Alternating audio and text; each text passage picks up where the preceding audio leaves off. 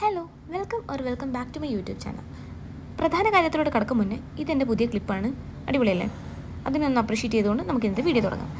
Office കഴിഞ്ഞ് വന്നപ്പോൾ വെറുതെ റൂമിലിരിക്കേണ്ട, ഒന്ന് നടന്നിട്ട് വരാമെന്ന് എൻ്റെ ഫ്രണ്ട് പറഞ്ഞു. അങ്ങനെ ഞാനും അവളും കൂടെ പനമ്പള്ളി നഗറിലേക്ക് ഒന്ന് ജസ്റ്റ് നടക്കാറങ്ങി. നടന്നുകൊണ്ടിരിക്കുമ്പോൾ ഞാനും അവളും കൂടി ഇങ്ങനെ ആലോചിച്ചു, എന്താണ് ഇപ്പോൾ ഈ വ്ളോഗിൽ പറയുക? എന്തെങ്കിലും പറയണമല്ലോ നമ്മളൊരു വ്ളോഗ് ചെയ്യുമ്പോൾ. അവിടുന്ന് പ്രത്യേകിച്ച് കാണിക്കാനോ പറയാനോ ഒന്നും ഉണ്ടായിരുന്നില്ല. അതുകൊണ്ട് തന്നെ ഞാൻ എറണാകുളത്ത് വന്നൊരു കഥ പറയാമെന്ന് തീരുമാനിച്ചു. 2019 ഞാൻ എറണാകുളത്തേക്ക് വരുന്നത്. വീട് വിട്ട് മാറി നിൽക്കണം, സ്വന്തമായിട്ട് ജീവിക്കണം, ഫ്രീഡം വേണം എന്നൊക്കെ ഞാനിങ്ങനെ നാട്ടിലേക്കും വിചാരിക്കുമായിരുന്നു.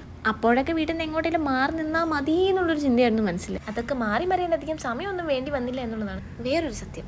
അപ്പോൾ എന്താണെന്ന് വെച്ചാൽ എനിക്ക് എറണാകുളത്ത് അപ്രന്റീസ്ഷിപ്പിന് കിട്ടി. കൊച്ചിൻ ഷിപ്പിയിലായിരുന്നു കിട്ടിയത് ഫോർ 1 ഇയർ. പിന്നെ ഫുൾ അങ്ങോട്ട് ഹാപ്പി അല്ലേ? എറണാകുളത്ത് പോകണു, PG-യിൽ താമസിക്കുന്നു, അല്ലെങ്കിൽ ഹോസ്റ്റലിൽ താമസിക്കുന്നു. ഫ്രീഡം ഒന്നും പറയണ്ട, സന്തോഷം കൊണ്ടങ്ങ് മതി മാറും. പണ്ട് NCCയുടെ ക്യാമ്പിന് പോയിട്ട് 10 ദിവസത്തിന് മുന്നേ വീട്ടിൽ പോകണമെന്ന് പറഞ്ഞ് കരഞ്ഞ ആളാണ് ഞാൻ. എന്നിട്ടാണ് അങ്ങനെ യാത്ര ആരംഭിച്ചു. ഭയങ്കര ഹാപ്പി ആയിരുന്നു.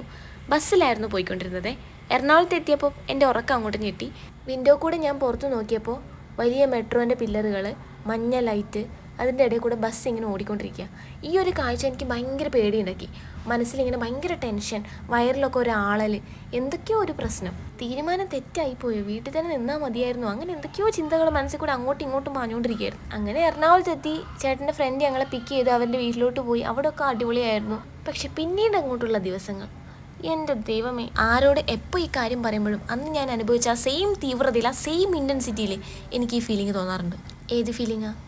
ഒറ്റക്കായ ഒരു ഫീലിംഗ്. ആദ്യത്തെ ചലഞ്ച് ട്രാവലിംഗ്. അറിയാത്തൊരു നാട്ടിൽ ഒറ്റയ്ക്ക് ട്രാവൽ ചെയ്യുന്നത് ഭയങ്കര ബുദ്ധിമുട്ടായിരുന്നു. ഞാൻ ആദ്യം 10ഉം 20 രൂപയും കൊടുത്ത് ട്രാവൽ ചെയ്യേണ്ട ദൂരത്ത് 100ഉം 200ഉം കൊടുത്തിട്ട് ഊബർ വിളിച്ച് പോയിട്ടുണ്ടായിരുന്നു. സ്ഥലം മനസ്സിലാവുന്നില്ല, ബസ് മനസ്സിലാവുന്നില്ല, റൂട്ട് മനസ്സിലാവുന്നില്ല, ഒന്നും മനസ്സിലാവുന്നില്ല. അതിൻ്റെ കൂടെ ആൾക്കാർ ഒട്ടും എനിക്ക് ആ സമയത്ത് ഫ്രണ്ട്ലി ആയിട്ട് തോന്നിയിട്ടുണ്ടായിരുന്നില്ല. ഇപ്പോഴും അതിന് കുറച്ചൊരു പ്രശ്നമുണ്ട്. പക്ഷേ എന്നാലും ഒരാളോട് നമ്മൾ ചോദിക്കുമ്പോൾ അവർ ഒട്ടും റെസ്പോൺസ് ഇല്ലാത്ത രീതിയിലായിരുന്നു പെരുമാറിക്കൊണ്ടിരുന്നത്. പുതിയൊരു സ്ഥലത്ത് എനിക്ക് ആ ഒരു രീതിയിൽ ഒട്ടും അത് അഡ്ജസ്റ്റ് ചെയ്യാൻ പറ്റുന്നുണ്ടായിരുന്നില്ല. പക്ഷെ ഞാൻ കുറച്ച് ദിവസം കൊണ്ട് പഠിച്ചെടുത്തു. അപ്പോഴേക്കും അടുത്ത ട്വിസ്റ്റ്, അച്ഛൻ നാട്ടിലോട്ട് പോവാണ്. എൻ്റെ കൂടെ വന്നു നിന്നാൽ ശരിയാകത്തില്ലല്ലോ. അച്ഛന് നാട്ടിൽ പോകണം, പണിയെടുക്കണം, പൈസ വേണം. അങ്ങനെ അച്ഛൻ പോകാൻ നിൽക്കുവാണ്. സ്ഥലങ്ങളൊക്കെ ഏകദേശം ഒന്ന് പഠിച്ച് ഞാൻ സെറ്റായി വരുമായിരുന്നു. അപ്പോൾ ഈ കാര്യം കേട്ടതോടെ എനിക്ക് വീണ്ടും ടെൻഷനായി. അയ്യോ, അച്ഛൻ പോവാണ്, ഞാൻ ഒറ്റക്കാണ്, എനിക്ക് ആരുമില്ല, ഒറ്റക്കാണെന്നൊക്കെ ഓർത്ത് ഭയങ്കര പേടി. ഞാൻ അവസാനം പറഞ്ഞു ഞാനും വരിക നാട്ടിലോട്ട് നിന്ന്. ഇവിടെ ഞാൻ കോൺട്രാക്ട് സൈൻ ചെയ്ത് നിൽക്കുകയാണ്. എന്നിട്ട് ഞാൻ പറഞ്ഞു ഞാൻ വരികയാണ് നാട്ടിലോട്ട്, എനിക്ക് പറ്റില്ല, ഞാൻ ഇവിടെ നിൽക്കില്ല എന്ന് പറഞ്ഞു. അപ്പോൾ എൻ്റെ ചേട്ടൻ്റെ ഫ്രണ്ട് എന്നോടൊരു കാര്യം പറഞ്ഞു, നമ്മളിങ്ങനെ ഓടാൻ നോക്കിയാൽ എപ്പോഴും ഓടിക്കൊണ്ടേ ഇരിക്കത്തുള്ളൂ. നമ്മുടെ കൂടെ എപ്പോഴും ആൾക്കാർ വേണം, നമുക്ക് വാശി പിടിക്കാൻ പറ്റത്തില്ല. ഇതൊക്കെ ജീവിതത്തിൻ്റെ ഒരു പാർട്ടാണെന്നൊക്കെ പുള്ളി ഇങ്ങനെ ഇരുത്തി പറഞ്ഞു തന്നപ്പോൾ ഞാൻ മനസ്സോടെ അച്ഛൻ്റെ നാട്ടിലോട്ട് അയച്ചു. ആദ്യം സ്ഥലം മനസ്സിലാവാത്തതിൻ്റെ ഒക്കെ പ്രശ്നമായിരുന്നു. പിന്നെ അച്ഛൻ പോയപ്പോൾ അതിൻ്റെ പ്രശ്നമായി. അങ്ങനെ മൊത്തം പ്രശ്നം.